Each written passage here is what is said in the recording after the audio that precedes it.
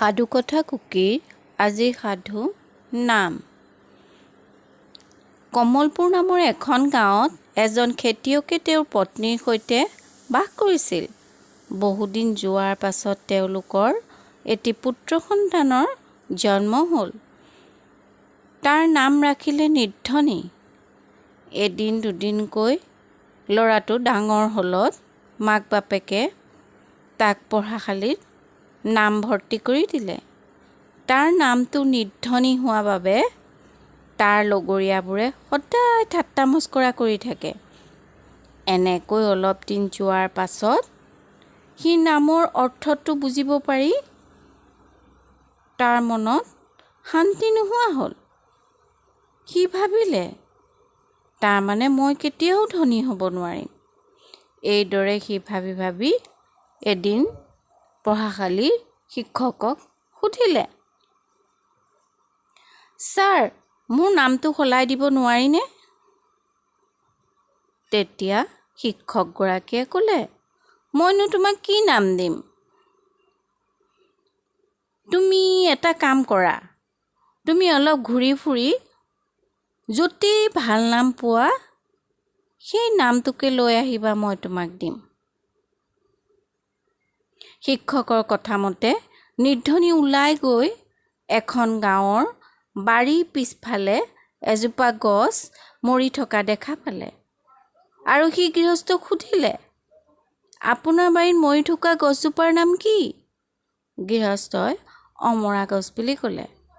নিৰ্ধনীয়ে ভাবিলে, অমৰা গছটো অমৰ হ'ব লাগিছিলে, সি মৰিলে কেনেকৈ? সি আকৌ যাত্ৰা আৰম্ভ কৰিলে। এনেতে সি দেখিলে এঘৰ মানুহৰ চোতালত এজনী ফটা চিটা কাপোৰ পিন্ধা ছোৱালীয়ে ঠাই সাৰি আছে। সি তাইক সুধিলে, তোমাৰ নাম কি? তাইক ক'লে, লখিমী।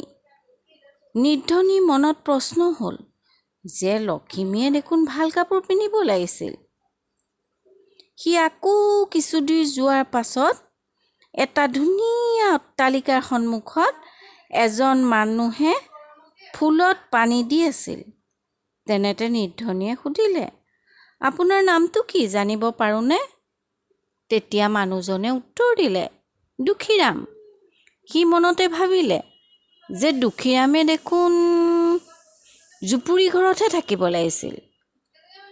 এইবাৰ সি আকৌ অলপ দূৰ গৈ এজন মানুহক খুব ৰ'দত কাম কৰি থকা দেখা পালে। নিৰ্ধনীয়ে মানুহজনক সুধিলে, আপোনাৰ নাম কি? মানুহজনে উত্তৰ দিলে, ধনীৰাম। আৰে, তেতিয়া সি বুজি পালে যে অমৰা গছো মৰে, লখিমীয়েও ফটা কাপোৰ পিন্ধে, দুখীৰাম আকৌ ডাঙৰ অট্টালিকাতহে থাকে, ধনীৰামে আকৌ কষ্ট কৰিহে খাবলৈ পায়। গতিকে সি কথাটো বুজি পাই শিক্ষকক কুবাকুবিকৈ আহি ক'লেহি, ছাৰ, মোৰ নামটো নিৰ্ধনীয়ে থাকক। সি বুজি পালে যে নামে মানুহৰ প্ৰকৃত পৰিচয় নিদিয়ে। এই সাধুটোৰ পৰা আমি বুজিলোঁ যে সিদ্ধি লাভ কৰিবলৈ মানুহৰ নামৰ কোনো প্ৰয়োজন নাই। কৰ্মৰ দ্বাৰাহে মানুহৰ প্ৰকৃত পৰিচয় ফুটি উঠে।